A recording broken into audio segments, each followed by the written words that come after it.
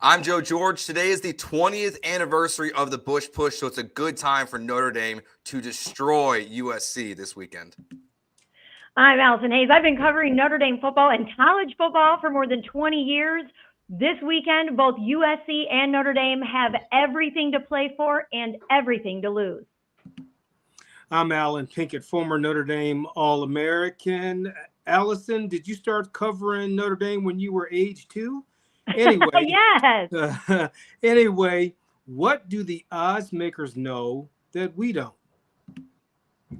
Reggie Brooks, 1993 All-American. And question, will this be the last game of the all-time intersectional rivalry history between Notre Dame and USC? Play like a champion today. It's the Fighting Irish Squad Show. Everything Notre Dame Fighting Irish every week. Breaking down the biggest news and game-changing plays the way only Locked On Podcast Network can. Wake up the echoes. The Fighting Irish Squad Show starts now. All right. Well, in today's squad show, we are going to get into this Notre Dame USC rivalry matchup. It is a huge game for both teams, but of course, we're covering the Irish. So this one is make or break playoff hopes on the line. Speaking of the line, should Notre Dame be a 9.5-point favorite in this game? And what is the impact of losing Notre Dame's starting center? And how dangerous is USC quarterback Maeva? And favorite USC memories? I want to know from you guys. You played in this rivalry game. What are your favorite memories? And of course, is this rivalry coming to an end? And the biggest question, who gets the win? So let's get right into it, guys. Starting us off, Notre Dame, a 9.5-point favorite. The over-under is 61.5, and that line has moved a little bit since this week has started. Do you guys agree with that 9.5-point favorite? And just, what are your kind of opening thoughts on this matchup as things are about to get going? I'm feeling a little nervous about this one, and I hate to say that, but this just feels like a very, very important game and a very, very tough game for Notre Dame. And just USC, and man, that offense looks good. Well, there's all sort of factors that go into the line besides, one team's offense versus another team's defense and vice versa. I think the fact that USC has not won in Notre Dame Stadium since 2011. So there's some historical data that says that when USC comes to Notre Dame, they lay an egg. You would love to say that it's the weather. It's not, the sunny Southern California weather that they get when they come to South Bend. But USC's in the Big Ten now, so they play plenty of cold games. I think you have to look at, the type of what's trending with both teams. And I guess what I see is the Notre Dame offense ascending, as well as the Notre Dame defense. In fact, I guess it was in the first 3 games of the year, the Notre Dame defense gave up 98 points. And in the last 3 games, they've given up 27 points. So Notre Dame is at a point where it's ascending. And USC has been pretty steady all year long.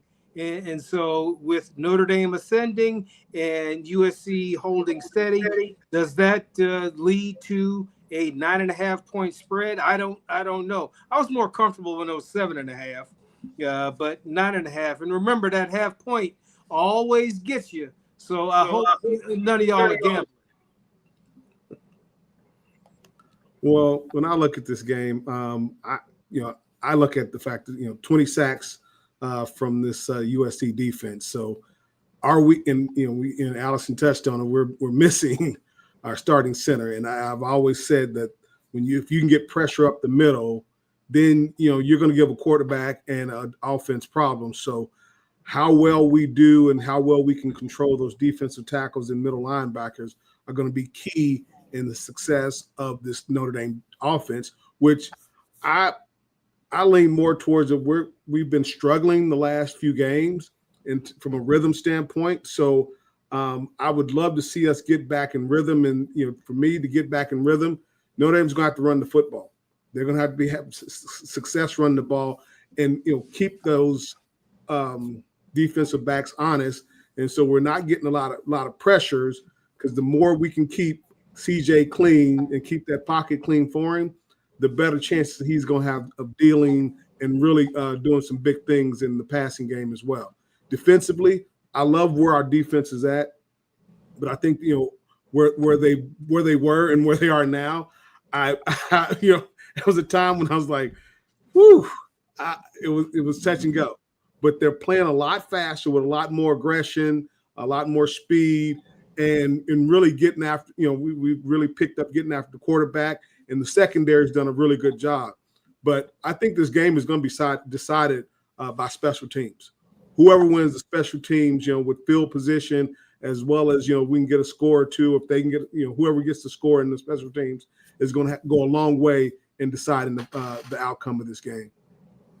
Yeah, I was surprised when I saw the number. I hadn't looked at it yet, and then when Allison, when you sent the email and it said it was 9.5, I was like, really? Like, I was a little surprised, because like USC can score, like they can score points with Notre Dame, like they can keep pace, and they've been scoring well all season. So yeah, I saw the over under. I think it's at 61.5. So they're expecting a lot of points. So I mean, you're talking about a 40 to 30, you know, like kind of win here, you know, 30 to 20, somewhere in that range is what they're expecting. So I was surprised, because, you know, USC, like, they can play good defense. They don't typically.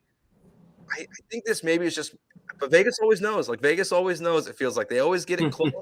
But I was surprised that it's 9.5. I definitely, from like a betting perspective, like, I'm staying away. I think it's too big of a number, you know, for Notre Dame. And not that they can't win by this much, because we've seen them cover pretty much every game this season, depending on when you get it. But USC can keep up. So I'm very surprised that it's almost a 10-point spread at this point.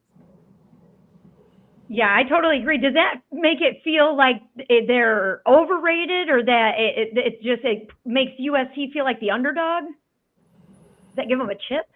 Yeah, I think it makes USC I think it makes USC definitely feel like an underdog. Like now that gambling's become such like a big part of it. I know it's tricky with college athletes and stuff, but we've heard, you know, like Lane Kiffin this year openly reference it during games and in post-game press conferences. So Lincoln Riley is very well aware and sharing with his guys, and they're hearing it on campus as well, I imagine. So I think it definitely puts a chip on the shoulder for USC from my perspective, for sure. No doubt it's a motivating factor for USC.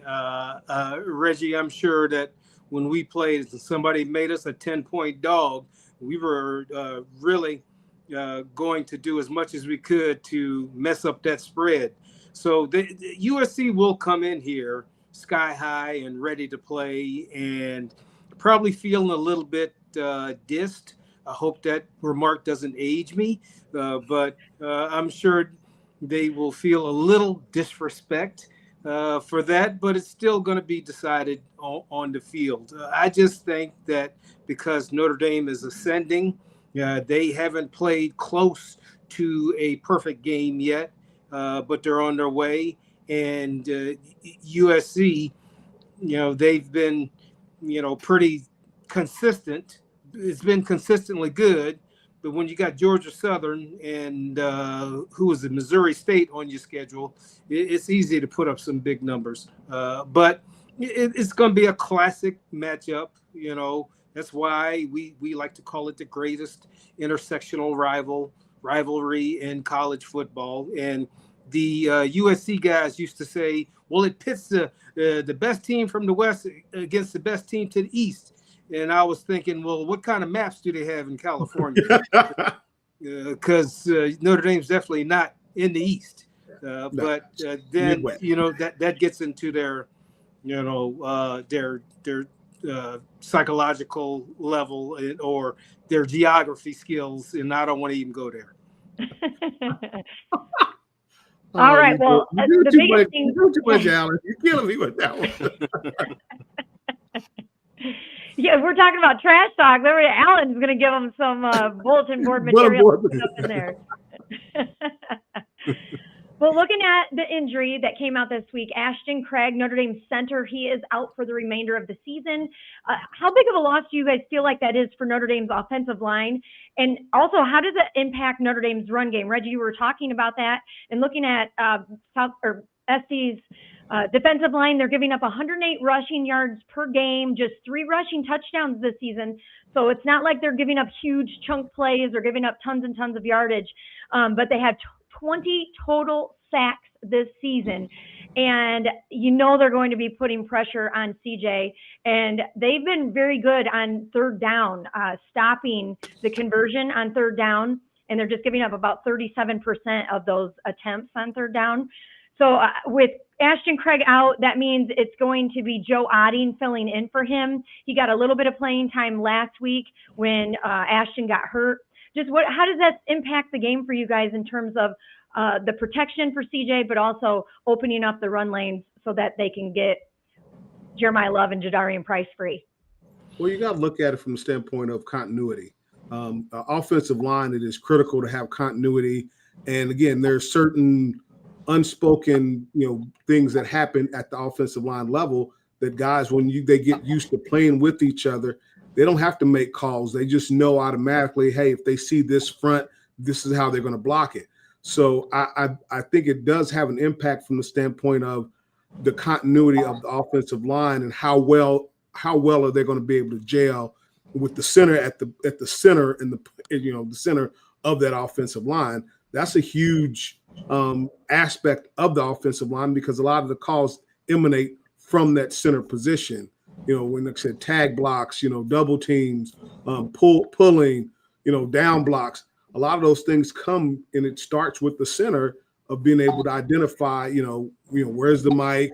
Does he have, is it a 53 defense? Is it a 4-man front? They see a lot of that, and they don't necessarily call the protection, but they do call out the specifics of, hey, this guy is here, this guy is there, and that really emanates from the center position.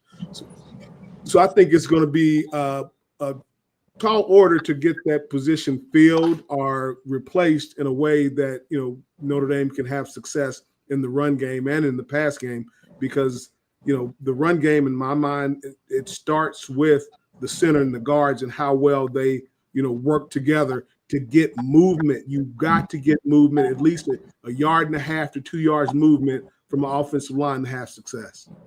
Well, for Joe Otting, it's finals week at Notre Dame. He's going to have to take a crash course and making the calls and,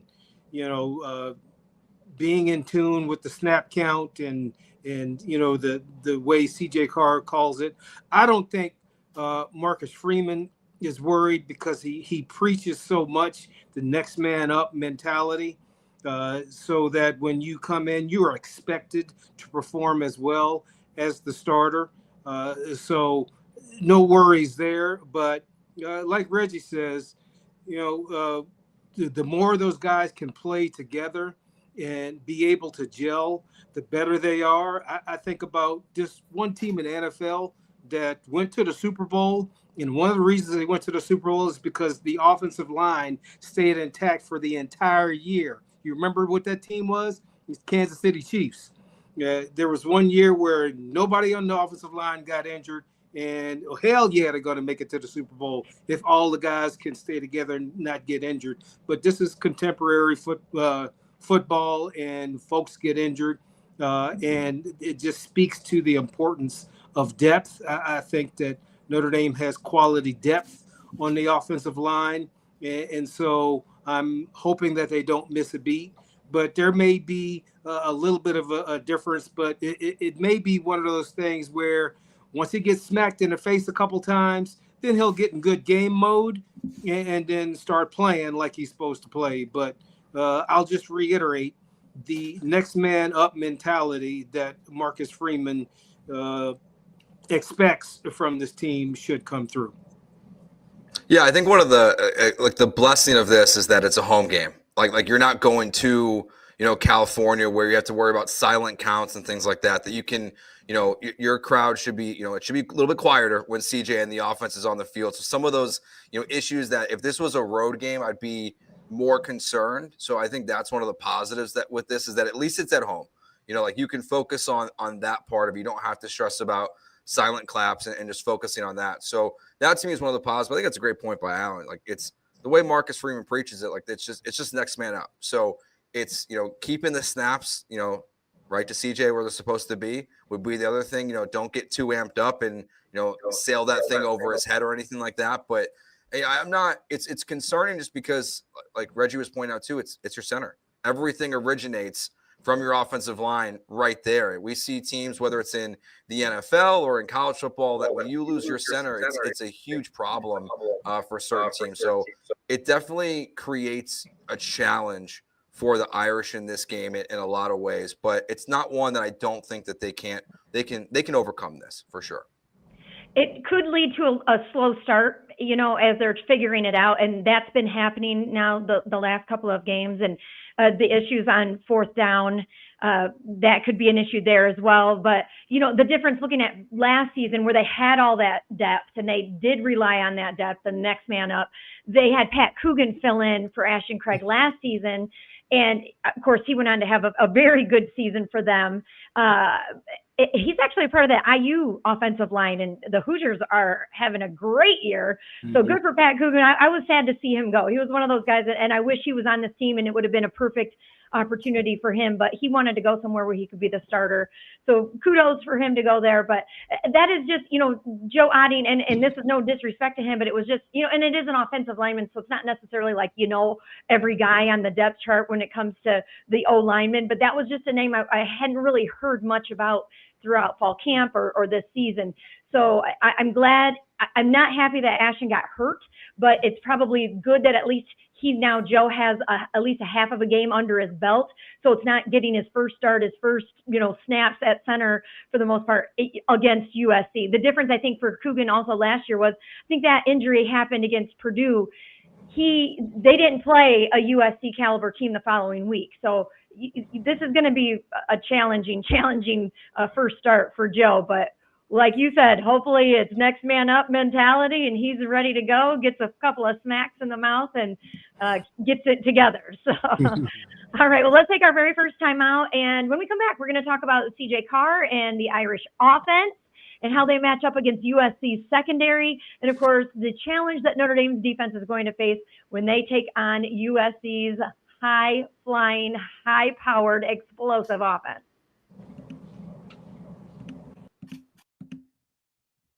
Today's show is brought to you by Mazda. Mazda crafts cars for those who do more than simply move. Mazda delivers confidence with every ride with more IIHA's top safety pick awards than anyone else as of August 2025. You can feel Japanese craftsmanship in every detail, from the metallic accents to available Napa leather upholstery with all-wheel drive standard in every crossover SUV. You can drive with confidence through almost any season.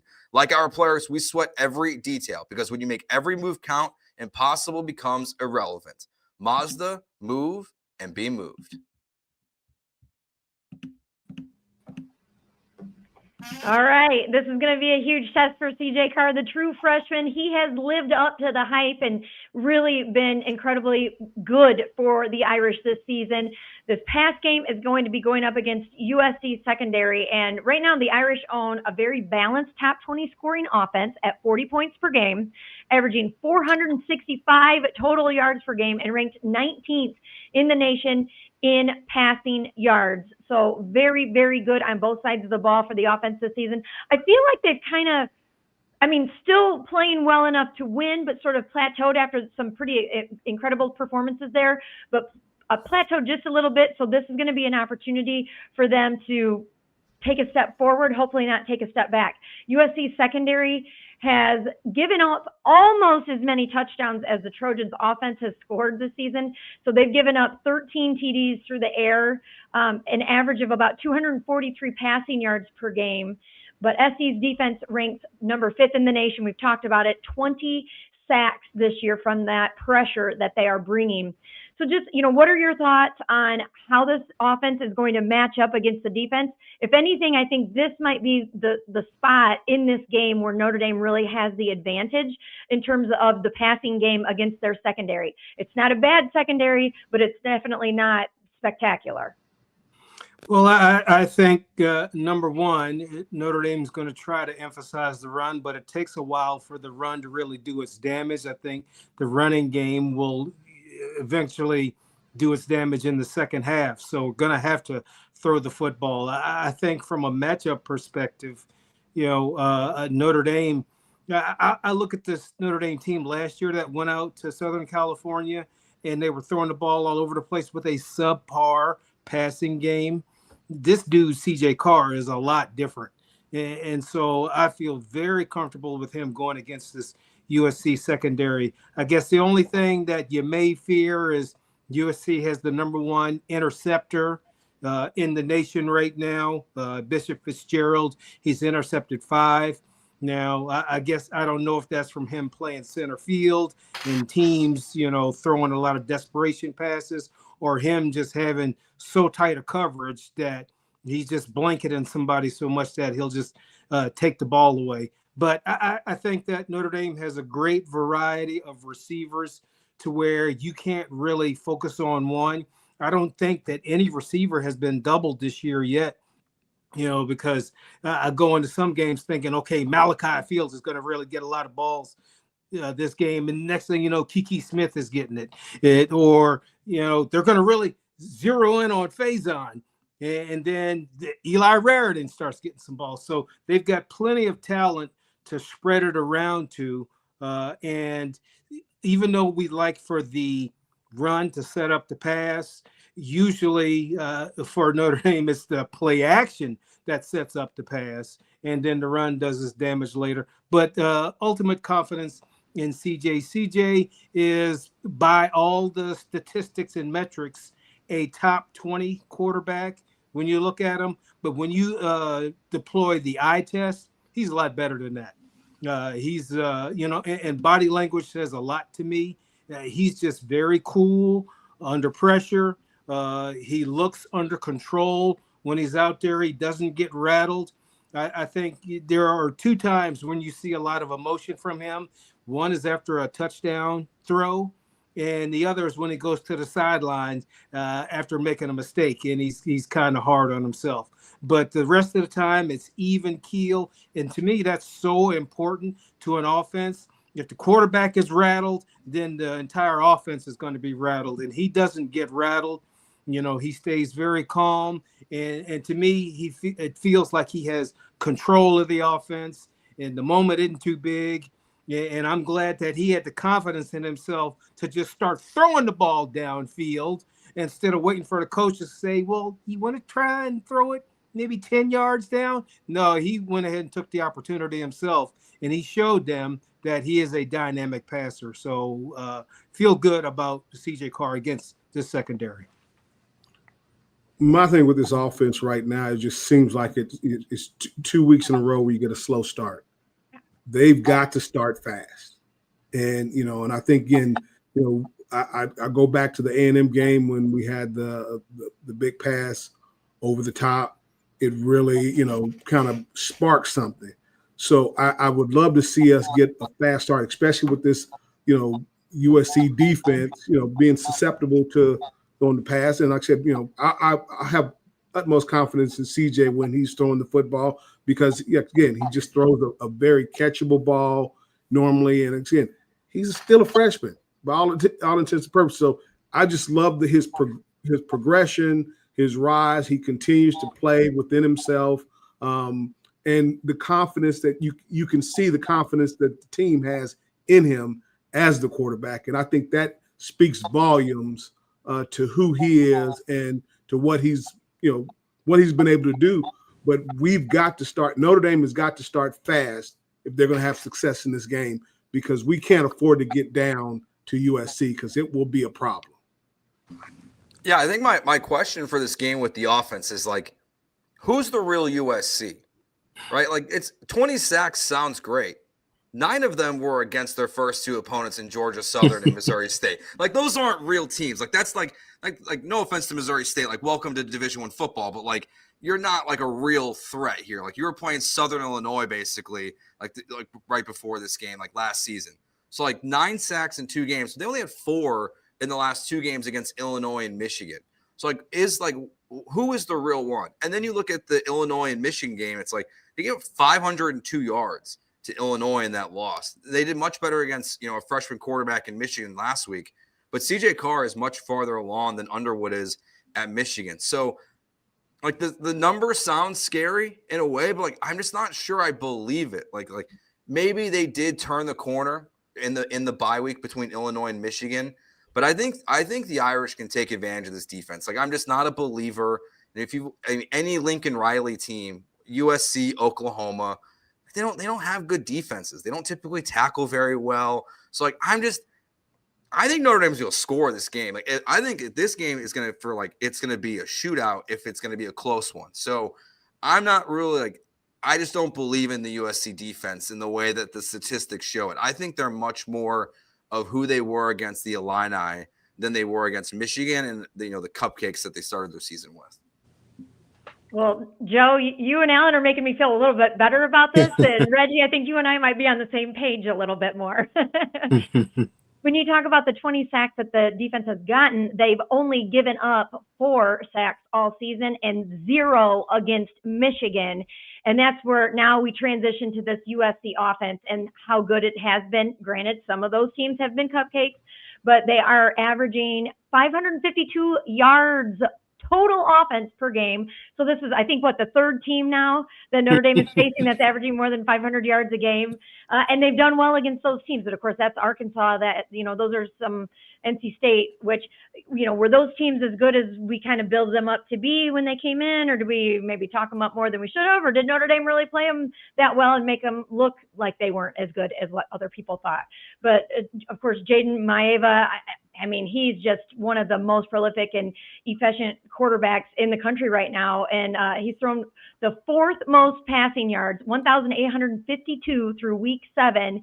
He's ranked 3rd in the FBS in passing efficiency and completing 71.9% of his passes with 13 touchdowns, just 2 interceptions on the season. And let's not forget, last year, though, this is where it's kind of interesting. Last year against Notre Dame, he passed for 360 yards, had 3 touchdowns, but then he had those 2 critical pick sixes, and that ultimately cost the Trojans the game. That could be the difference in this one this year, this Saturday, is, how are we going to see Christian Gray come up and be a superstar once again? Are we going to see Leonard Moore have a huge game? I mean, I feel like they have to if they're going to be able to hang. And I'll let you guys kind of take this over, but just, to look at these wide receivers also. 5 different receivers have had explosive catches of at least 59 yards or more. So kind of like you were talking about, Allen, with Notre Dame's receivers, it's not just 1 or 2 guys that are coming at you, but the 2 main ones are big names and they're having huge seasons. Mekhi Lemon, he leads the Power 4 in receiving yards, 682 yards a season with 6 touchdowns. And talk about explosive, his longest catch has been 74 yards this season. He's averaging 15 yards per catch, and he's just quick and fast, and he's got good body control. He's just really, really tough to defend. You look at Jacoby Lane, he's got 313 yards, 2 touchdowns. His longest is 59 yards.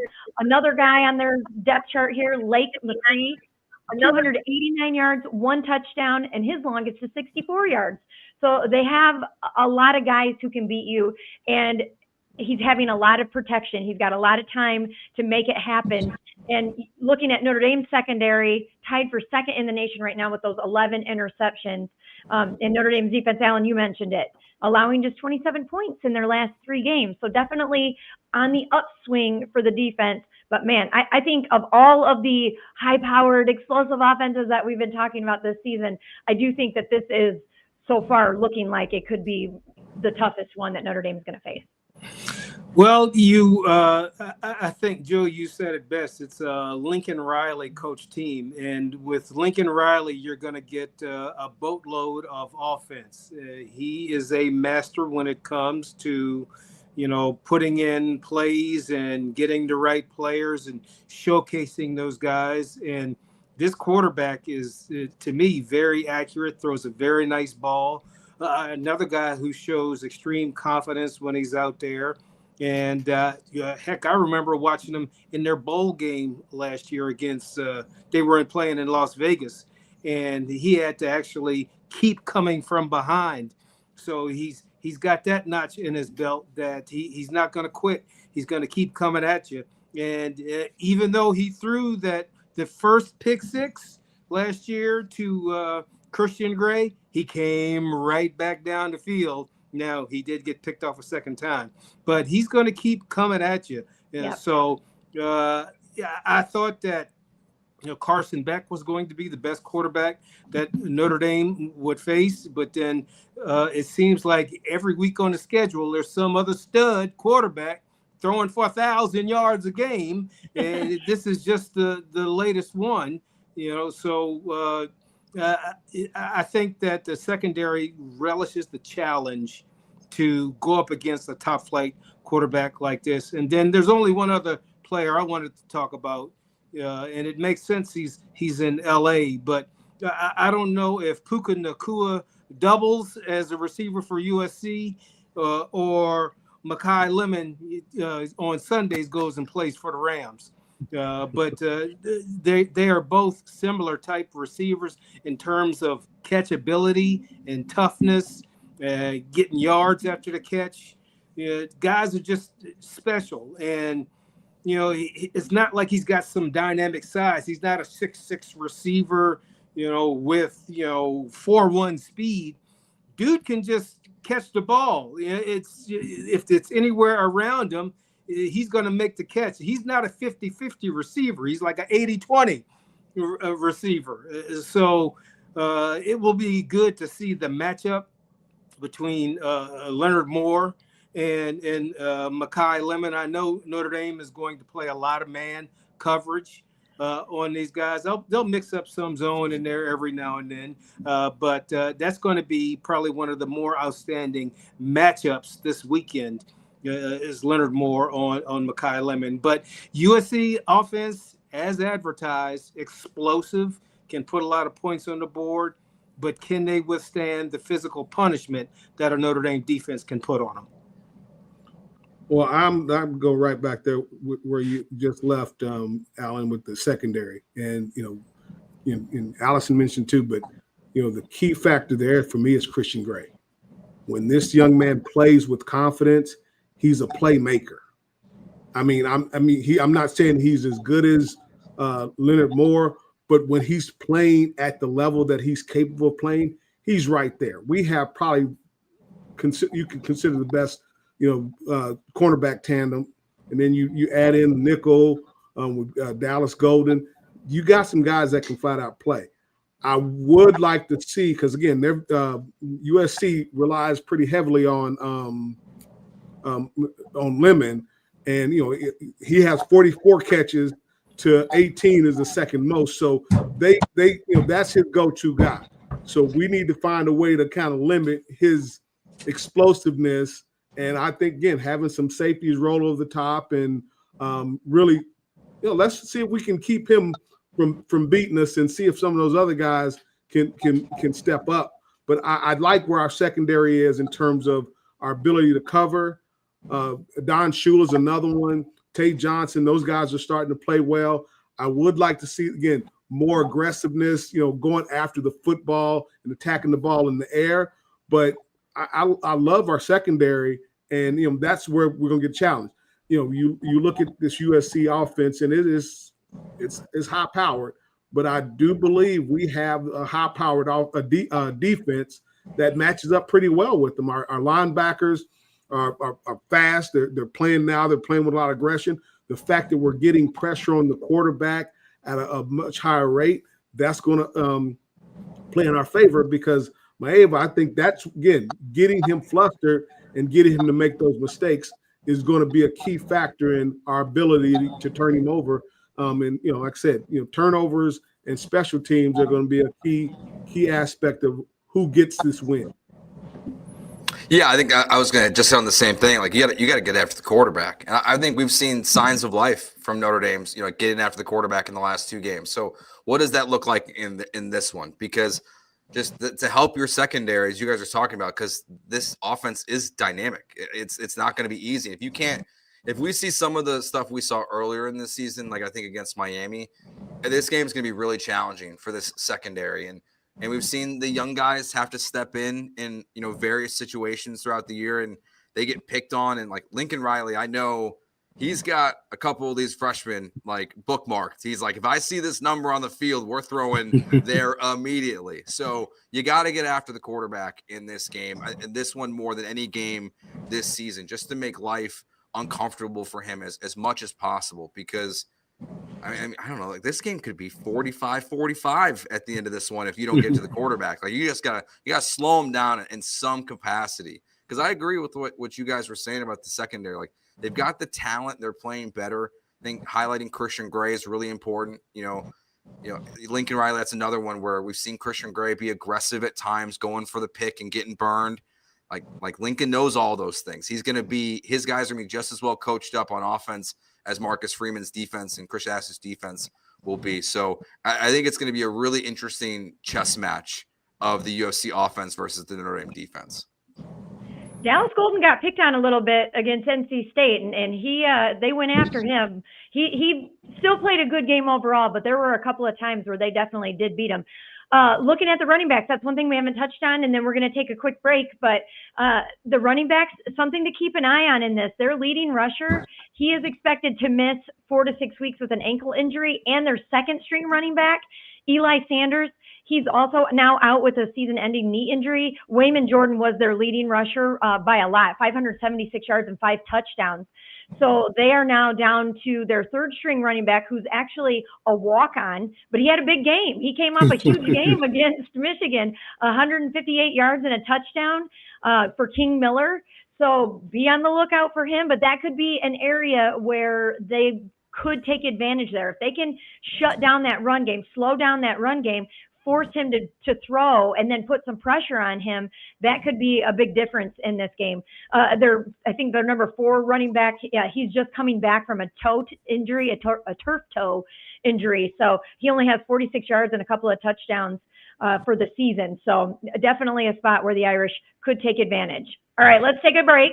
When we come back, we're going to have our key players for the game and some of our favorite USC memories from the guys who actually lived it and played it. We'll be right back. Today's show is also brought to you by Peloton. Peloton is shaping the future of fitness with the brand new Peloton Cross Training Tread Plus, powered by Peloton IQ. It's their most advanced equipment yet, designed to give you real-time guidance and endless ways to move, whether you're running, lifting, or cross-training with your favorite instructors. This is training reimagined. Peloton is built for breakthroughs with tools that help you plan, stay motivated, and reach peak performance. The swivel screen is a game changer. You can go from running on the Tread Plus to strength training without missing a beat, and the personalized class recommendation keeps you engaged. You get all your workouts tailored to your vibe and energy level each week. So let yourself run, lift, flex, and push forward. Explore the new Peloton Cross Training Tread Plus today at onepeloton.com. All right, key players for us for this game, and we've just talked a lot about that secondary. For me, I really have 2 guys on defense that I think we need to really step up and have big games. But Leonard Moore, and probably all 4 of us are going to say Leonard Moore, but I mean that matchup against Mekhi Lemon and just one of the best wide receivers in the country, we're going to get to see a real test. It's actually going to be probably one that people are going to look back on for years to come and talk about the 2 of them playing up and matching up against each other. But numbers for you for Leonard Moore, 3 interceptions on the season, 5 passes defended, 12 tackles, 2 pass breakups, a forced fumble, and that's just in 4 games because he had that injury. And of course, he's helping Notre Dame, tied for 2nd in the nation with those total of 11 interceptions. Also 8th in the country in turnover margin. So very interesting. And just another guy just to keep an eye on is Kingston Viliamuasa, KVA. He's going to be bringing some pressure. I hope. He is a California boy. He did not get to play against SC last year because he was injured. So this is his first chance to go at it. And you know this one means a lot to him. He tried to downplay it a little bit in media availability this week, but this is a big one for him. And so I think there's an opportunity there. We've watched him, and he just continues to get better all season.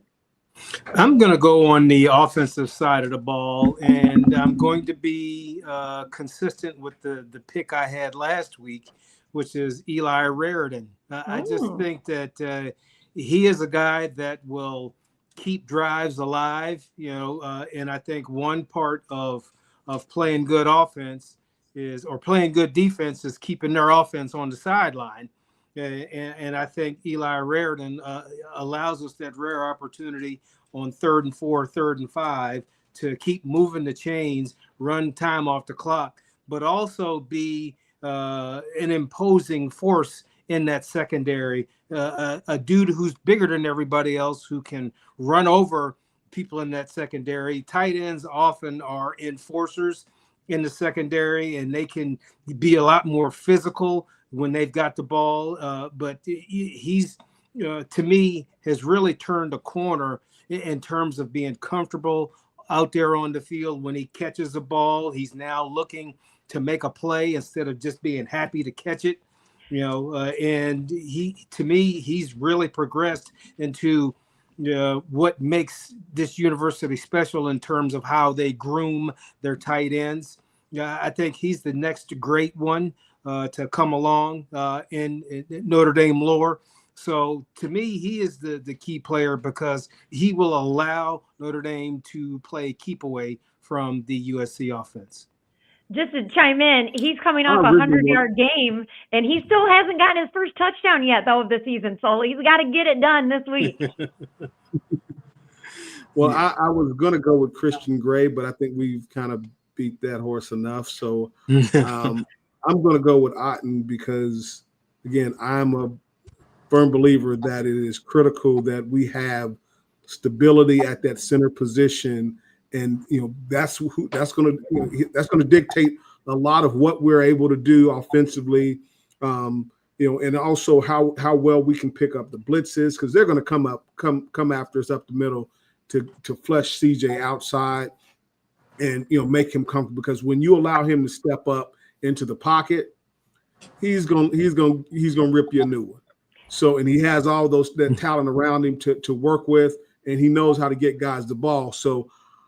My guy is Otten because if he plays at the level that we hope that he is and hope that he can, this could be a big this could be definitely a shootout, as Joe said, and our offense will be able to hit on all cylinders if we have him playing at a high level. I'm gonna cheat. I can't pick one player. I'm gonna pick whoever has the ball in their hands on 4th and 1. Whoever gets it, whether it's a direct snap or it's CJ Carr rolling out like Jadarian Price, Jeremiah Love, when they go to a 4th and 1 and they go for it in the game, that's the key player. Like, you can't miss them in the way that they have in the recent weeks and giving USC the ball back constantly without putting points on the board. Like, I don't want to see Denbrock change how aggressive he is. I like that they've been going for it, but as we've been talking about in the post-game shows, like the execution's just been poor for the offense on these 4th and short conversions. So whoever's getting the ball on those, like you got to convert them this week if you're going to be that aggressive.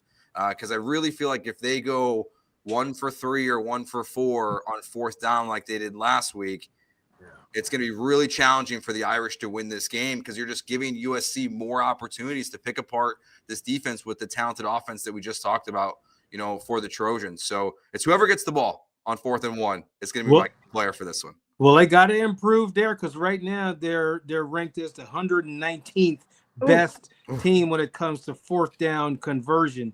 And USC, they're ranked number 4. They convert 83% of their 4th downs. So I'm hoping that Notre Dame can put them in some 4th and longs so that we work on that percentage. And then maybe Notre Dame just converts on 3rd down, so we don't have to worry about great point that 35%. Great point. 4th down efficiency.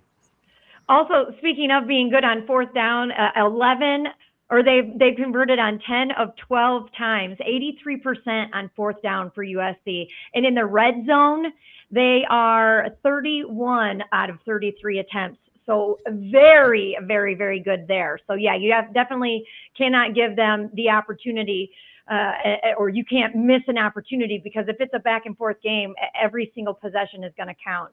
All right. Well, let's talk about some of our personal favorite memories. I feel like mine don't even matter. Just being there watching these games. I feel the same way, Allison. Right? Like, I feel like we got to let these guys just like cook and tell their stories. Yeah, you guys go ahead. You take the stage for us right now.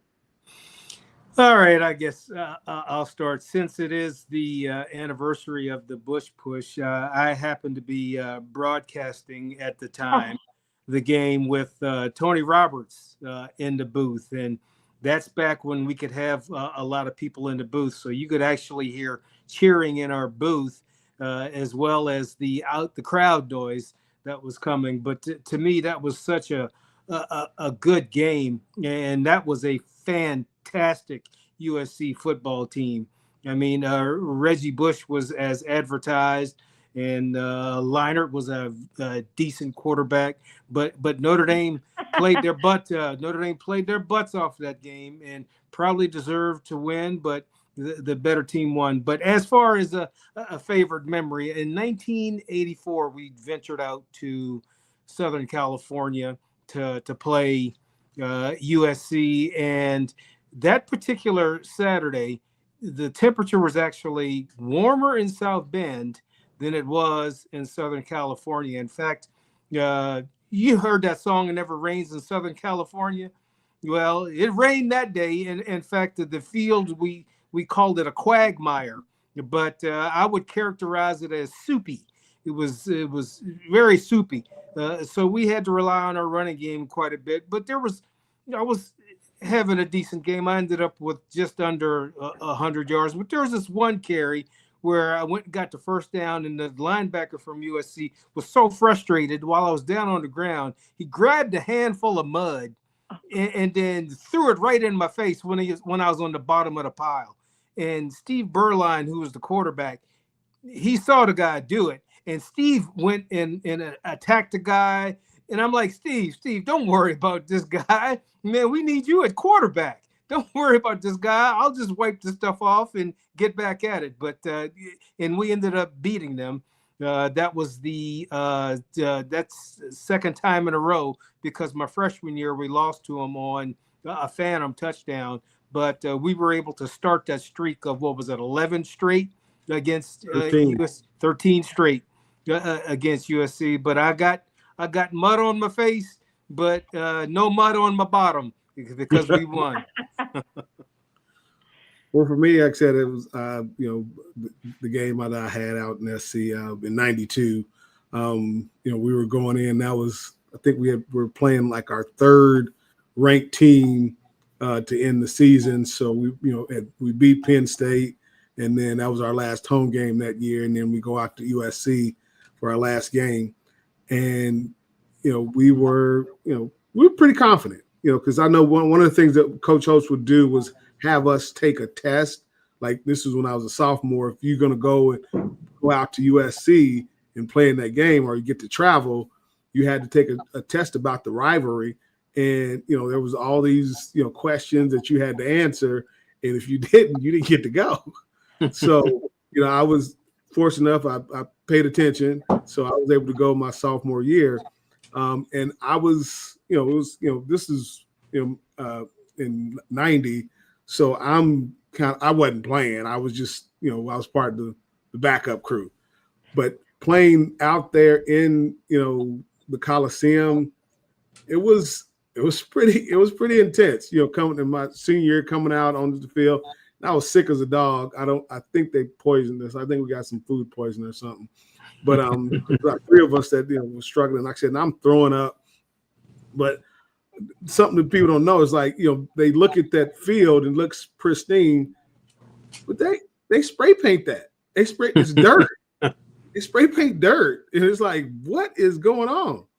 So because I actually didn't go through the pregame, because I just couldn't hold anything down. And coach comes over and was like, "Hey, are you going to be able to go?" And I'm like, "No way in hell I'm not going." I didn't say that to him, because he's a coach, but I won't go out and have like a spectacular game. But it all comes back to the guys you play with, and it was just being out there on the field with the senior class, and to go out like that with the win, it meant so much because they had guys like Demetrius DeBose, Carmel McGill, Devon McDonald. These are defensive guys. Rick Meyer, Irv Smith. These Jordy Halter. These are my guys, and to this day I have such a strong bond with them because of the things we went through playing. And that game was as memorable as they'll ever be, and it's something again that I'll carry with me for the rest of my life. You changed your name from Reggie to Earl Brooks. Or you could have been called yourself Ralph Brooks. You're puking so much. No, so when you're going at halftime and you go through the board and they'll go through all the adjustments for the second half. I was in the bathroom the whole time, so I didn't get any of the adjustments. They had to tell me on the sideline. I had to wind up getting the IV, glucose. I mean, it was crazy. It was crazy. Yeah, and another thing, when you play out in Southern California, there's only one entrance onto the field, and there's been plenty of fights in that tunnel when you go out to play in the Coliseum, because it seems like both teams are going in at the same time. And I didn't fight them because I'm like, I'm not fighting anybody. But there were plenty of guys that got in fights. I was, coming up, bringing up the rear one time, and a few guys got in a scuffle before the game.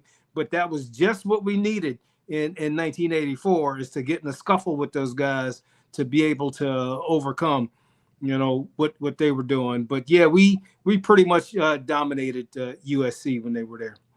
Love it. I will say the Bush Push game, as much as it sucked that Notre Dame lost that game, to be there in the stadium on the field, I was right there, and it started to rush out because they thought it was over. We thought Notre Dame had won, and then the confusion, and everybody had to come back and get back on off the sideline and get out. And I mean, it was just intense, but the atmosphere, the noise level, still to this day, for me personally, that I've been there for, and I've been to a lot of games in my 20 plus years, not just at Notre Dame, but, in the SEC, the Big Ten.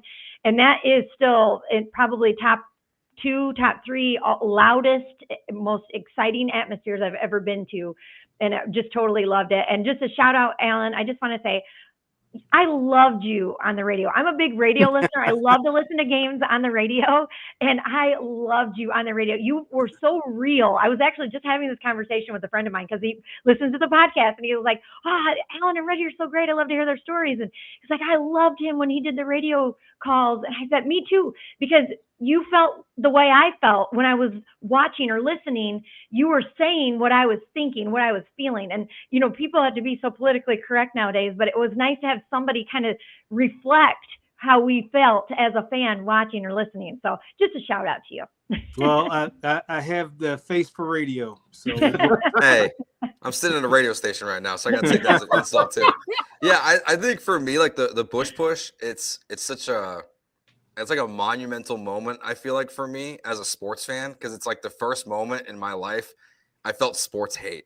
Like, I'm just like that's like the moment where I'm like, okay, like this is like everything your dad's teaching you about like rooting for a team. And it's just like, I remember being so upset when that happened. And I was like, it set me down. Like, it made me care more about Notre Dame from that moment, just because I was so upset watching it play out. I mean, I was pretty young when it happened, but like, it's a defining moment for like why I'm an Irish, fan. So I guess it's technically not a loss anymore because it was vacated. So that's that's one way to look at it. But what a great perspective, because that is so true. So many kids were home watching that game with their parents, and that probably really did. I mean, they felt pain. There was a lot of kids that were crying. There were people in the stands that were crying. So yeah, I mean, that was just devastating, but just such a historical moment in Notre Dame football.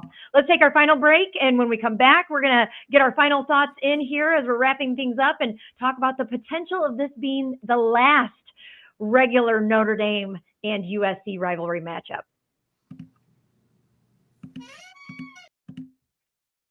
Today's show is also brought to you by SupplyHouse. When the opening whistle blows on a new repair, get your crew moving forward with SupplyHouse. Order today and see parts on your doorstep tomorrow. Over 280,000 plumbing, HVAC, and electrical items from the most trusted brands in the business. Their real-time inventory and honest lead times keep you from punting projects, while their industry-leading customer service always has your blind side covered. The Part Finder tools and 3D schematics can save you hours on jobs where every detail matters. And their TradeMaster perks like priority shipping and dedicated support make the whole process even smoother. Join the free TradeMaster program today and score serious perks like priority shipping, lower prices, and a dedicated support line by visiting SupplyHouse.com to sign up for free and use promo code SHCollege5 for 5% off your first order. That's SupplyHouse.com. Real people, real service. Not to keep tooting our own horns here, but just, Reggie, I'll give you a little shout out too, because you did the post-game show locally in South Bend for many years as well. And I would listen to you in the car ride on the way home. And you very much also kept it very real. You could feel some of the disappointment or just like, what just happened? I don't even know what to say about it right now. I'm thinking the same thing driving home. So you guys are both really good. I'm glad it's an honor to be doing this show with you guys now. So thank you. But I want to get your thoughts on the possibility of this being the last time that they could be regularly meeting a part of this rivalry. It's insane to me. It's so disappointing that this could come to an end. I also grew up here in this area. So for me, the Notre Dame Michigan game was huge, and it's heartbreaking that that's taken such a hiatus. You know, the last one that Notre Dame Michigan played, I literally had a almost newborn baby. He was like 6 months old. And by the time they play again, I think he's going to be 14. So he doesn't get to grow up with that rivalry like I grew up with. But to see that this could possibly, you know, not be consistent, it's just why? You know, this is one of those games that you have to figure out a way to keep it on the schedule. And yes, we know USC, Lincoln Riley, they do not like traveling for all across the country. They knew that going in for the Big Ten. That made no sense to anybody. I think any college football fan in the world could tell you that made no sense for USC to be in the Big Ten and for these teams to be traveling like they are back and forth. But when you have a rivalry as special as this one, you find a way to preserve it, and it doesn't matter. Take off one of those cupcakes. I mean, at the end of the day, yeah, you want to have the best record possible, but these kind of games matter, and they definitely matter when it comes to the college football playoff picture. Well, it's a great game for college football. There's so much history in this game. It's one of those things you look forward to, you know, like Red Sox Yankees. You know, it's that type of feeling that you have. I know the reason, one of the reasons I chose to go to Notre Dame was to play in that rivalry, to be able to play against Southern Cal. They don't like it when you say Southern Cal, but I said it on purpose. But, you know, part of the experience at Notre Dame is honoring tradition, and that's one of those traditions, playing USC, you know, everything about USC, the song girls, the band. You know, I just remember that band played nonstop, whether they were in Notre Dame Stadium or out in the Coliseum. Just the entire pageantry of the game. It's just one of those marquee college games. And yes, I understand why Lincoln Riley doesn't want to take another L and get rid of that game. Doesn't need Notre Dame with the schedule that he has in the Big Ten. But I sort of also feel like if he was confident in his team, he'd be like, hell yeah, I want to keep Notre Dame on the schedule, because that's one more win I can get to show our supremacy. But we've seen what's happening in past years. Not to say that it's going to happen this year. I mean, Notre Dame's going to have all they can handle for this particular game. But if it's the last game, I will be sad, and we'll just have to find another rival. Where though? I mean, I know they're trying to make Clemson a rival, but yeah, there's nothing that compares to this. Mm-hmm. You know, this is a rival, and that's the unfortunate thing about where college football and college sports as a whole is now. Everything is about money, you know, and I feel bad for these young men that, you know, have to go through this, because you miss out. You know, you. I mean, we took a test about the USC Notre Dame rivalry, and you know that's how much it meant. You know, the history of it, the ups and downs, the wins against USC, the losses, it all comes into play. I mean, and these are things, again, this, Alan said, that's bragging rights when you're playing in the league. Yes, it is. Because I remember Ricky Irvins was with me in Washington. I give him he's gonna catch it. If Notre Dame beats USC, I'm gonna let him have it. The same way, if USC beats Notre Dame, I'm gonna hear about it the next day before we head out to wherever we play. So it's just unfortunate that money has gotten so rooted into the sport that TV and now they're talking about private equity, and it's just insane. It's just insane, and it is really sad that you can't figure out again how to maintain this. This is akin to losing Ohio State, Michigan. Yeah. I mean, I know they'll like, oh no, that's not even close, but in my mind it is. Mm-hmm. So I hope that they can figure this out. But again, the trajectory that college football, college sports is headed is not a good one, because again, you lose out on so much of the tradition, the values and principles, the important aspects of what it means to be an athlete at the collegiate level. I mean, you think about it, I mean, some of them are already not going to class anyway, but again, just where's the connectedness? I mean, you look at the portal now. No one has the loyalty and a commitment to their institution anymore. And this is just one more thing, again, that can just push off to the side, because you got less and less people that value what it means. That's all I had was loyalty, because I was broke as the 10 Commandments when I was at that school. Yeah, I think it just sucks. I think it's terrible. I think it's cowardly, honestly, more than anything. Like the fact that, how long did we go before last year with the Longhorns and the Aggies playing football again? Like it's dumb. Like we're in the Big 12 and the SEC. It's for these rivalries to go away, and they don't have to. We see Clemson and South Carolina play every single year. It's ACC versus SEC. It doesn't matter. Like these things, they don't have to change. So it's disappointing that we're just losing so much history in the sport, that with these conference realignments, that for some reason, we saw the last Apple Cup for who knows how long between Washington and Washington State. It's all of it. So for this one to go away, they got to win. That's all I know. They got to win. You got to win the last one. And then next year, they should change the schedule. They got to call up the real USC is how they should frame it. And they should add South Carolina to the schedule. And that's how they should frame it. Notre Dame versus the real USC, and play South Carolina every year. Like if USC, the Trojans, aren't going to do it, then play South Carolina and just troll them as much as you possibly can. But you got to win this last one. If it's really going to be it, go out with a bang. Yeah, it's unfortunate, because my conspiracy theory is that Michigan and USC are doing this to basically try to force Notre Dame to join the Big Ten, where it's like, if you want to play us, come to our conference. Like we're already here. Like you guys come on, you can have the rivalry back, but you got to join the Big Ten, because at this point, to me, it's the only way we really see these rivalries really come back, unfortunately, is if the Irish were to leave being independent and join the Big Ten again. So it's just a bummer that it's potentially wrapping up here. Well, as we do wrap up, just maybe one final thought, one final sentence on what do you think? Is Notre Dame going to get it done? How do they do it? Is USC going to pull off the upset? A 9.5 point favorite for the Irish.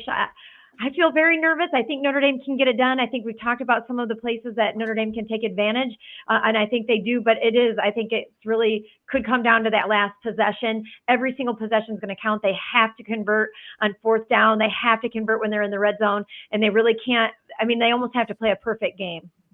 Well, I'm nervous, but I'm confident, and I just rest on the fact that Marcus Freeman is leading this team, so the mindset will be correct. And I think that Notre Dame comes away with a victory because it is so important, and not because of the opportunity to maybe participate in the college football playoff, but to just solely beat USC. Yeah, I mean, this game means a lot to a lot of people. I shot out an email to a lot of guys from my era. So many guys are coming back for this game. Some because, again, they think this might be it, but mostly because this game means so much. And anytime Notre Dame beats SC, it matters. And it matters a lot to a lot of different people over a lot of different years.